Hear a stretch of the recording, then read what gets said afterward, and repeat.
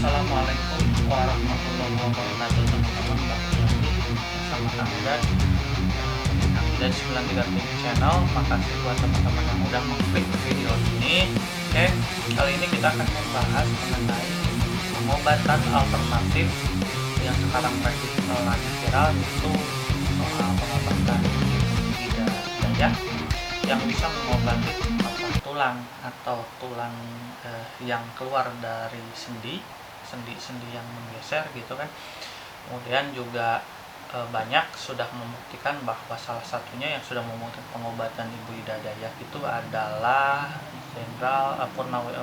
Jenderal Purnawirawan Hendro Priyono, itu mantan kepala BIN pertama di Indonesia. Kemudian juga Jenderal Andika Perkasa, Purnawirawan, mantan Panglima TNI, juga yang pernah diobati oleh beliau. Salah satunya juga Buruh Soekarno Putra dari proklamator kita, Insinyur Soekarno, yang sudah secara langsung membuktikan bagaimana cara pengobatannya. Yang ingin Kang Ida komentari sebenarnya juga gimana ya, ada yang kebakaran jenggot yang mungkin karena terusik, tidak akan disebutkan instansi ataupun siapa-siapanya. Jadi kenapa Ibu Ida Dayak banyak yang membutuhkan ataupun banyak yang ingin diobati oleh beliau, diterapi, karena beliau tidak mematok biaya. Pun ada yang harus dibeli, itu minyak mungkin ya dari situ penghasilannya, keliling Indonesia, keliling berbagai daerah. Karena gini teman-teman, yang makin miskin. Yang miskin itu untuk biaya berobatnya sangat sulit. Ke dokter, operasi itu biayanya berapa? Ratusan juta. Dengan instansi ataupun bagaimana sudah kuliah mahal-mahal, sudah begini, sudah begitu. Ya kalau memang rakyat tidak mampu mau gimana? Jual apa. Tapi ternyata perkembangannya biaya operasinya besar, proses penyembuhannya juga lama. Sedangkan ini ada alternatif lain. Sebelum ada pengobatan medis konvensional, lebih ada duluan pengobatan klinik atau pengobatan tradisional. Tuh, Kang Ida juga pernah merasakan tangan Kang Ida patah waktu masih kecil sebelum sekolah. Ibu yang menceritakan tangan kiri, masih ingat, tangan kiri patah, diobati, diterapi, 2 minggu kemudian normal kan, pakai penyangga gitu ya, pakai gips ininya sekitar 2 minggu dan dia sudah menyatu kembali. Dan memang ahli pengobatan patah tulang itu tidak sembarangan. Coba lihat di pengobatan Cimande, belajar silat Cimande pasti diajarkan cara pengobatan patah tulang. Biasanya seperti itu, dan ada syarat-syarat tertentu. Misalkan tidak boleh ada yang berkunjung selain dari keluarga yang ada ikatan darah. Selain itu tidak boleh selama masa penyembuhan di Cimande yang Kang Ida tahu.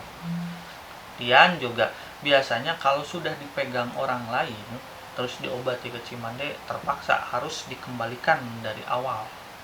Jadi kalau maaf ya, kan sudah agak nyambung tapi harus dipatahkan lagi begitu.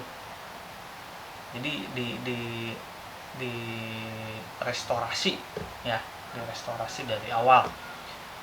Jadi begitu. Kang Ida sendiri pernah merasakan kalau ke dokter itu biayanya berapa, operasi itu biayanya berapa, alternatif lain. Dan itu pun warisan ya, udah berpuluh-puluh tahun, bukan dari yang kemarin sore, bukan dari yang hanya sebulan 2 bulan membuka terapi atau bisa menterapinya, tapi bertahun-tahun. Itu warisan dari keluarga. Memang ada di suku-suku di Indonesia itu yang bisa mengobati secara tradisional. Kebetulan Ibu Ida itu keturunan dari suku Dayak Kalimantan yang kekayaan budayanya itu luar biasa. Suku Dayak ada lagi mitos ataupun legenda, ternyata ya mungkin legenda ya, cerita misterinya itu ada minyak bintang. Kemudian yang dipakai Ibu Ida Dayak itu minyak Dayak itu warnanya merah ya. Kemudian di kita di suku Sunda itu ada pengobatan di Cimande. Kemudian juga di Kampung Kang Lida di Banjarsari Kabupaten Ciamis ada yang ahli pengobatan tulang, menyembuhkan patah tulang, terus juga keseleo itu memang ada, dan syaratnya pun untuk mendapatkan ilmu tersebut dari orang tuanya itu cukup berat, harus berpuasa sekian hari dan malamnya tidak boleh tidur, ada doa-doa khusus. Itu kan memang budaya negara kita, bangsa kita itu seperti itu. Tapi memang mau tidak mau, suka tidak suka, itu ada. Kang Ida sendiri yang merasakannya. Jadi Kang Ida sebenarnya mensupport adanya pengobatan alternatif karena memang rakyat kita itu kemampuan finansialnya berbeda-beda ya. Jadi ada alternatif ya, seharusnya kita itu mendukung sepenuhnya langkah Ibu Ida Dayak yang telah membantu masyarakat dengan ikhlas, dengan tanpa ada bayaran tertentu yang ratusan ribu atau jutaan, tidak ada. Dan sudah beberapa tokoh-tokoh besar yang merasakan itu di depan halayak ramai ya, bukan di ruangan khusus yang tidak boleh ada yang lain. Itu penipuan, tidak ada pembakaran dukangan, cuman yang Kang Ida ada tarian khusus, mungkin berhubungan langsung dengan sang khalik ataupun dengan leluhurnya, itu kan kela bukan ranah kita.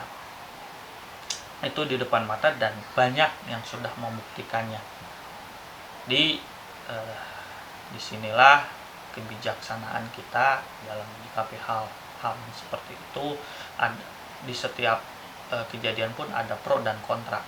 Kang Ida itu yang ikut mendukung karena memang Kang Ida yang pernah merasakan kalau ke medis biayanya itu luar biasa, sedangkan orang-orang kita kan penghasilannya tidak seberapa, walaupun sekarang ada jaminan kesehatan, tapi kan tetap biaya yang lainnya, nunggunya, biaya makan selama ada di masa penyembuhan, manapun itu harus dipertimbangkan. Itu saja teman-teman yang Kang Ida sampaikan. Jadi misteri Ibu Ida Dayak itu memang Kang Ida pernah merasakan, walaupun sebenarnya tidak langsung di budaya, tapi pengobatan alternatif tulang patah, mengenai tentang tulang kita gitu kan, itu Kang Ida pernah merasakan langsung ya, tanpa cerita dari orang lain, karena itu langsung ya dari tangan ini, tangan kiri patah, guling-guling di waktu kecil, diobati, alhamdulillah sekarang sembuh. Dan sekarang orang yang terapinya pun masih ada ya kalau di kampung ada. Khusus tidak secara terbuka, tapi juga tidak sembunyi-sembunyi. Ada, jika ada yang orang yang memerlukan bantuannya, datang saja ke sana. Tidak dipatok biayanya, kalau ada yang memberi lebih, alhamdulillah, kalaupun tidak ya tidak apa-apa, lillahi ta'ala. Beliau sama seperti halnya Ibu Ida, mungkin amanah dari leluhurnya seperti itu. Itu saja, semoga dapat bermanfaat. Wassalamualaikum warahmatullahi wabarakatuh.